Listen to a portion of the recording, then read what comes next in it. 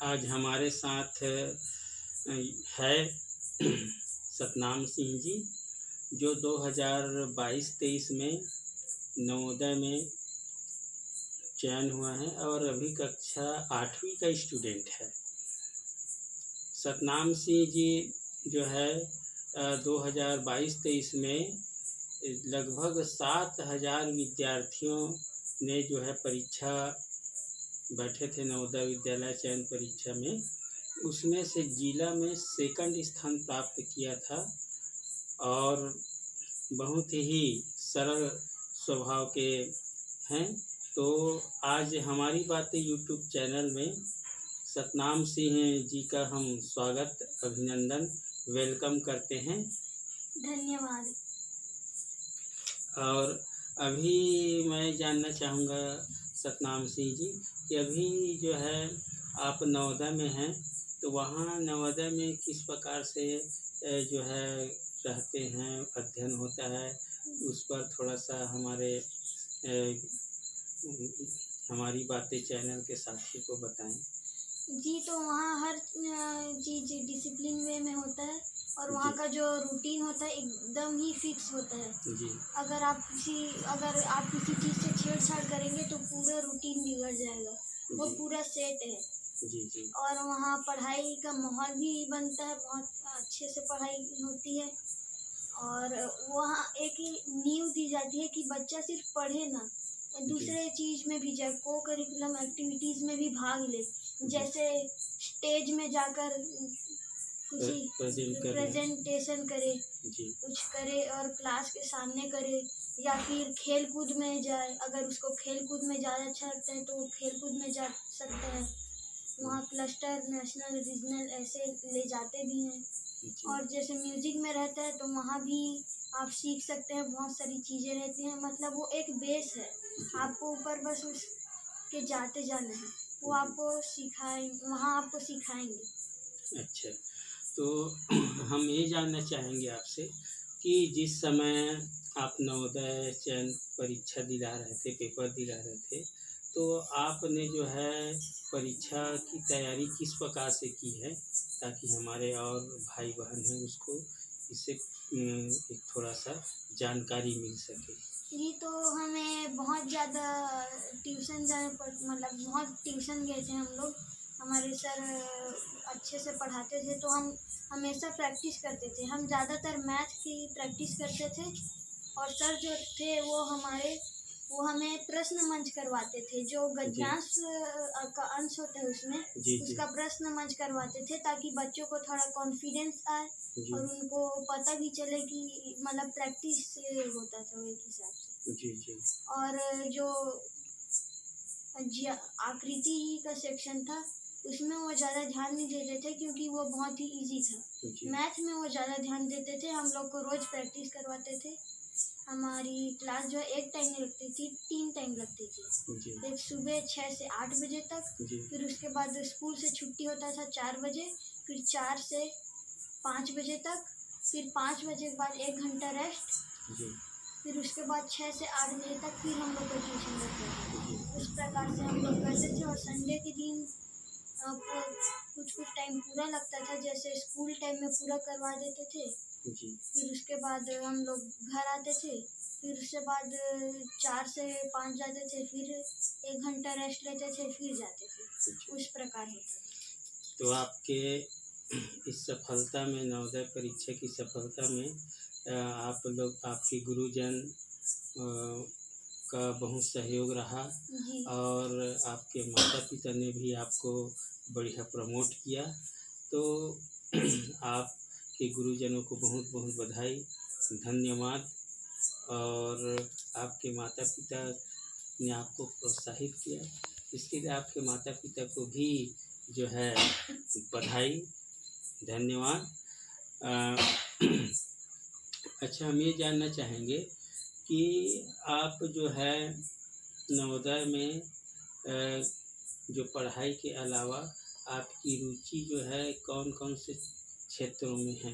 जी, मेरी खेल कूद में है। मैं खेल कूद में ज़्यादा ध्यान देता हूँ। स्पोर्ट्स टाइम में खेलता हूँ।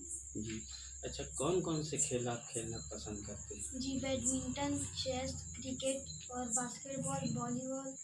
अच्छा, मतलब बहुत सारे खेलों में आपकी रुचि है और जी उसको जब भी मौका मिलता है आप खेलते हैं, अपने जी मित्रों के साथ खेलते हैं। अच्छा, ये बताइए कि जैसे आप बड़ा होकर के क्या बनना चाहेंगे? जी, मैं बड़ा होकर राष्ट्रपति बनना चाहूँगा और बिजनेस में। जी। अच्छा, राष्ट्रपति बनने का आपका ख्याल कैसे आया?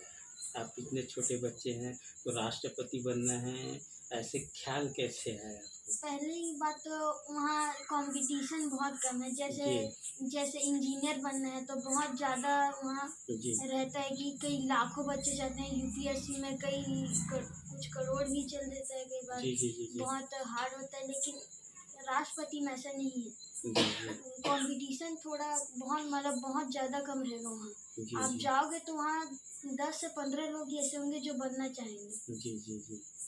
अच्छा, बिजनेसमैन में भी बताया आप, तो बिजनेसमैन में रुचि कैसे जगी कि किसी को दुकानदारी करते देखा कि किसी को अपना बड़ा सा बिजनेस खड़ा करते देखा आप अपने छोटे सी उम्र में कि तो मुझे भी बनना है, ऐसा ऐसे आपको एहसास हुआ?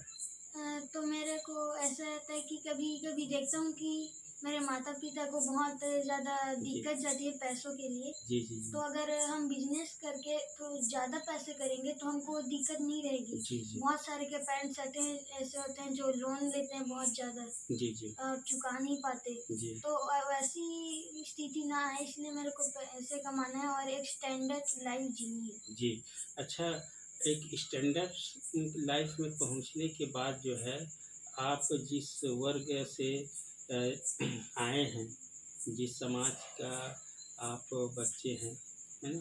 तो ऐसे मानव समाज के लिए आप क्या करना चाहेंगे? और ऐसे बच्चे के लिए, गरीब बच्चे के लिए, जैसे आप बताए कि आपके माता-पिता को जो है खर्चा मैनेजमेंट करने में बहुत परेशानी आती है, जी, वैसे और माता-पिता को आती है। तो उनके बच्चे जो है कई चीज़ें से वंचित हो जाता है, पढ़ नहीं पाता है कि पैसे का अभाव के कारण या सुविधा के अभाव के कारण। तो आप बिजनेसमैन बन जाएंगे और आपके पास अच्छा इनकम होने लगेगा, तो आप जी। उस राशि को कैसे इन्वेस्ट करना चाहेंगे? तो मैं सबसे पहले अपने ऊपर करूँगा, क्योंकि जी, अगर मेरे पास जी, जी, जी, पर्याप्त होगा तो मैं दूसरे को दे जी, पाऊँगा। जी, जी, तो मैं देखूँगा कि वो गरीब क्यों है। जी, मतलब अगर कुछ कोई बड़ा है तो पहले उसके पास कोई कई साल थे, वो अमीर हो सकते थे, एक जी, मिडिल क्लास में आ सकते थे, जी, लेकिन क्यों नहीं आए? जी, तो जी, उस चीज़ को मैं ख़त्म करने के लिए प्रयास करूँगी। जी, जी। और ऐसे होनहार बच्चे को जैसे आपकी तरह जो है कुछ करना चाहते हैं, थोड़ा-सा भाव है, तो आप जैसे आप जो पैसा कमा लेंगे तो उनको भी थोड़ा-सा जी। मदद करेंगे। जी, और जी। मैं कुछ हुँ, स्कूल या फिर हॉस्टल जिसे हुँ, हुँ। मतलब कुछ शहर क्षेत्र में जी, जी, जी। उन बच्चे पढ़ने के लिए ज़्यादा जाते हैं, तो हुँ, वहाँ हुँ। उनको रहने के लिए बहुत पैसे देने पड़ते हैं। जी, जी, जी। तो अगर हम हॉस्टल खोलेंगे जी, तो वहाँ बच्चे बिना पैसे के रह सकते हैं जी, जी। और बहुत ही अच्छे से रह आपके सकते हैं। उम्र के हिसाब से आपकी सोच बहुत ही बेहतरीन है। अच्छा, आप शिक्षा को किस नज़रिए से देखते हैं?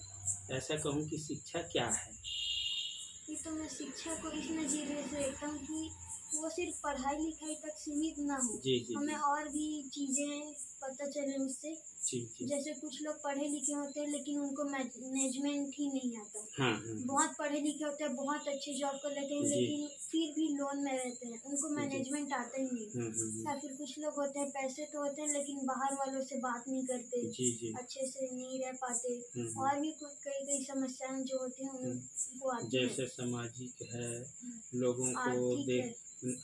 देखने का उनके नज़रिया है, जी और जो है उनकी अपनी खुद की एटीट्यूड या पर्सनैलिटी है। तो इन सारी चीज़ों में शिक्षा के आने से एक उनको बेहतरीन नज़रिया सोचने जो का। समाज में बुरी चीज़ें जी, जी। उनको खत्म कर। उनकी जवाबदेही है। हाँ, जो शिक्षित शिक्षक। व्यक्ति है, शिक्षा आ गई उसके पास में, तो जितने रूढ़िवाद है, पाखंडवाद है, अंधविश्वास है, ऐसे जो समाज में एक कुरीति के रूप में फैली हुई है, और उससे जो है समाज में हानि पहुंचता है, जी तो उनको जो है उस जो है शिक्षित व्यक्ति समाप्त करें। और जी बच्चों को अच्छी शिक्षा भी देनी चाहिए, जैसे जी जी कि जी कुछ माता पिता होते हैं जो बच्चा बनना चाहते हैं लेकिन उसको बनने नहीं देते। जी जी तो अपनी बात को थोपते हैं। जी जी जो जी वो बनाना चाहते हैं लेकिन हाँ, उससे पूछना चाहिए कि वो क्या वो बनना क्या चाहते बनना चाहिए। जी हैं। जी वैसे उस चीज़ में जो जिस चीज़ में वो बच्चा नहीं जाना चाहता उस चीज़ में आप उसको पढ़ाएंगे जी जी तो बच्चे उसमें रुचि नहीं लेगा। जी और हमारे एजुकेशन सिस्टम को भी चेंज करने की थोड़ी ज़रूरत है, जी जी क्योंकि अधिकतर बच्चे पढ़ाई में जो ऐसा रहता है कि उन एग्ज़ाम के टाइम ही पढ़ते हैं, बाकी टाइम उनको पढ़ने में रुचि नहीं आती। जी जी और कुछ कुछ बच्चे ऐसे होते हैं जिनको मज़ा आता है, लेकिन ऐसे रहना चाहिए कि जी बच्चों को पढ़ाई में मज़ा आए, जी उस तरीके से हाँ हाँ पढ़ाना चाहिए ताकि वो रुचि लें और जी वो पढ़ लें। जी साल भर में कुछ बच्चे पढ़ नहीं पाते, लेकिन देखते होंगे कि 1-2 दिन में पढ़ के टॉप मारते हैं। जी जी उस प्रकार का नहीं होना चाहिए और हाँ एजुकेशन सिस्टम ऐसा होना चाहिए जी कि बच्चे कुछ पढ़ने के लिए सीखें, जी जी मतलब पढ़ें, कुछ इन्हें सीखने, सीखने के लिए पढ़े। ना कि एग्ज़ाम दिलाने के जी लिए। बच्चे देखो परीक्षा पास होना नहीं है शिक्षा का हाँ, उद्देश्य। शिक्षा का उद्देश्य ज्ञान को अर्न करना है, अर्जित करना है और उस प्राप्त ज्ञान को जो है जी, लोगों तक, लोगों के भविष्य, लोगों के अच्छाई के लिए, समाज की उन्नति के लिए, देश की उन्नति के लिए उस शिक्षा, उस ज्ञान का उपयोग करना है। और जी पहले अगर ऐसा होता तो अच्छा रहता, जी क्योंकि आज का 70 साल से भी ज़्यादा हो गए हैं जी आज़ादी को हुए, लेकिन लोगों को अपने नैतिक मूल्य ही नहीं पता, देश में उनकी क्या भूमिका है, उनको क्या करना चाहिए। जी जी जी कोई भी ऐसे ही जा रहे हैं और कूड़ा फेंक देते हैं, जी लेकिन उस ऐसी नहीं होना चाहिए, लोगों को जागरूक रहना चाहिए। जी जी आज की शिक्षा अगर पहले हुई है तो आज की शिक्षा बदलनी चाहिए और उनको उस चीज़ के बारे में पता रहना चाहिए और भारत के जो उद्देशिका है, नैतिक मूल्य है, उसको सिखाना चाहिए। जी जी बहुत खूब, बहुत बढ़िया। आपके साथ बातें करके अ, हमको बहुत खुशी हुई और बहुत अच्छा लगा आपसे मिल करके। और आप अपने जैसे भविष्य में और बच्चे तैयार करेंगे। आप राष्ट्रपति बनूंगा बोले तो आप उसमें राष्ट्रपति के पद, देश के सर्वोच्च पद तक सुशोभित हो। और बिजनेसमैन का जी, आपका लक्ष्य है तो आप अच्छे तरक्की करें। और जो आपके सोच है, थॉट है कि हम जो है और बच्चे जो है, जो इंटेलिजेंट बच्चे हैं, जो अभाव के कारण नहीं पढ़ पाते, जी, उनके पढ़ने लिखने में मदद करेंगे। तो इस प्रकार की जो है आपका जो ध्येय है मुझे बहुत ही पसंद आया और इसमें आपको सफलता मिले, यही हम पुरखों से जो है विनती करते हैं, आशीर्वाद है लेते हैं। और जी, आप जो है बढ़िया से पढ़ाई लिखाई करें, आगे बढ़ें। साथियों, ये था सतनाम सिंह जी जो जो नवोदय में अभी पढ़ाई कर रहा है। और इनके साथ हमारी बातचीत हुई। यह बातचीत कैसा लगा इस कमेंट में ज़रूर बताएं। और हमारी बातें यूट्यूब चैनल को जो है सब्सक्राइब करें, लाइक करें और अपने विचार दें। थैंक यू, धन्यवाद।